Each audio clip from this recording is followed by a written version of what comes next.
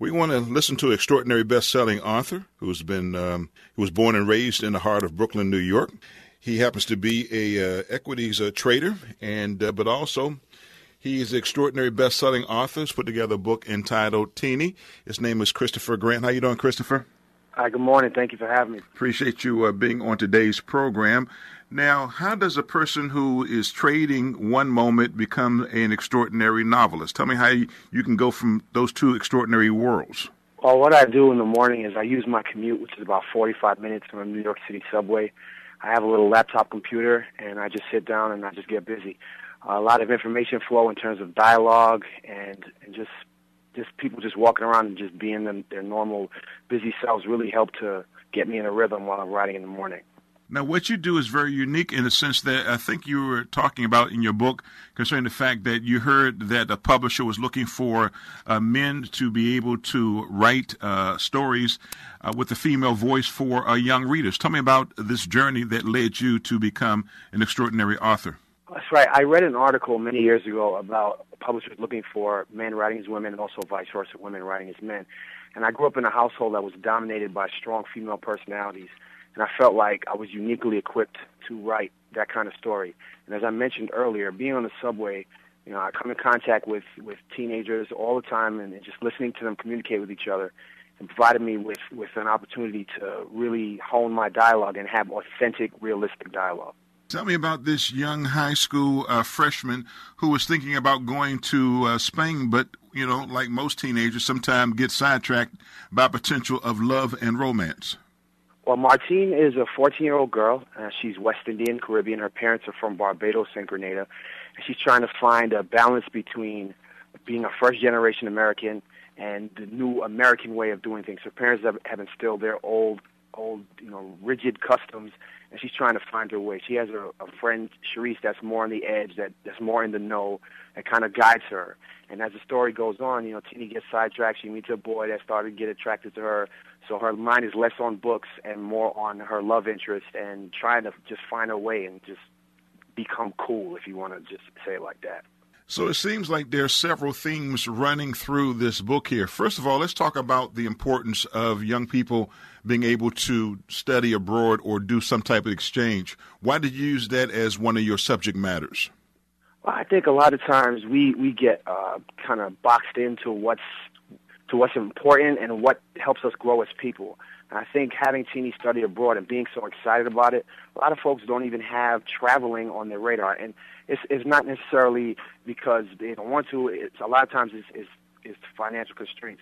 So just have somebody be excited about going to Spain. And also I know for me, I use reading as a way to travel. When I can't necessarily get to the place, I like to read to just broaden my horizon and traveling and doing different things.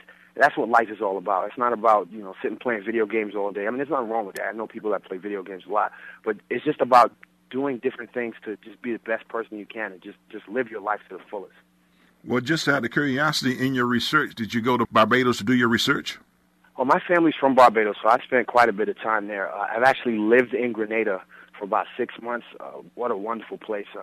I got so comfortable wearing shorts in the summer, and being from New York, I'm wearing Timberlands and Under Armour tights all the time. So that experience just exposed me to something. I always figured I would live in New York for the rest of my life. I love New York, born and raised here, but just being able to spend time abroad and live in another country for 6 months, invaluable life experience.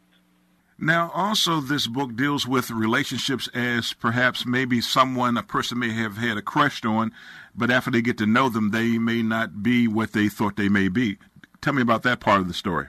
Well, perception is not always reality. You have this infatuation with somebody, this passionate attraction to them, and once that facade is broken down, you start to see things about them like, well, wow, wait a second, I didn't know that person spoke this way. I didn't know they were this disrespectful. And just a pretty face or somebody be able to shoot a jump shot doesn't make a whole person. When a person goes out and get a copy of your book, what are some of the things you want them to take away? Are you using this method to teach, or is it entertainment or a combination? When you do a book, what is the goal that you have in mind? Well, entertainment is obviously very important. You want the person to enjoy what they're reading and be emotionally attached to the characters, to root for the characters, and to maybe be against some of the others. Now, there are a couple of themes that are running through the story. The first one is that there seems to be like a disconnect with children being able to talk to their parents. And I wanted to really stress that that's important, because a lot of times kids get in above their heads and they just don't have anybody to talk to because they don't feel comfortable talking to their parents. So I wanted to stress that always want to keep those lines of communication open. The other thing is, when I was growing up, a lot of kids would see my report cards and they would laugh at me because I was getting good grades.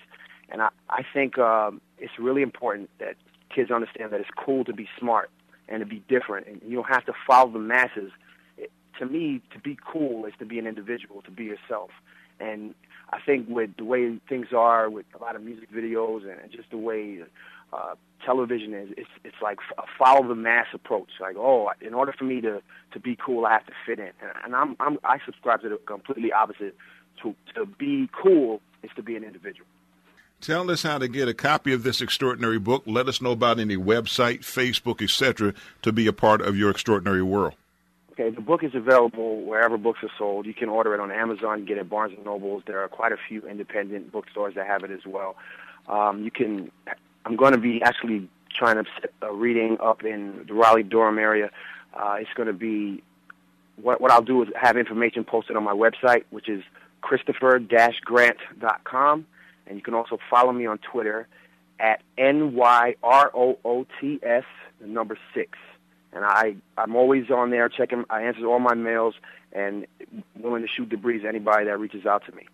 Well, thank you so very much for sharing your important prose and also your philosophy and great work. This will be heard over and over again at DrAlvin.com, the website. Also, DrAlvin.com on Facebook. And also, we just started a channel on YouTube featuring some of these interviews. And hopefully we can stay in contact, okay? All right, thank you for having me. I appreciate it. You take good care and make a lot of money today, sir. Thank you. Appreciate that, too. Bye-bye.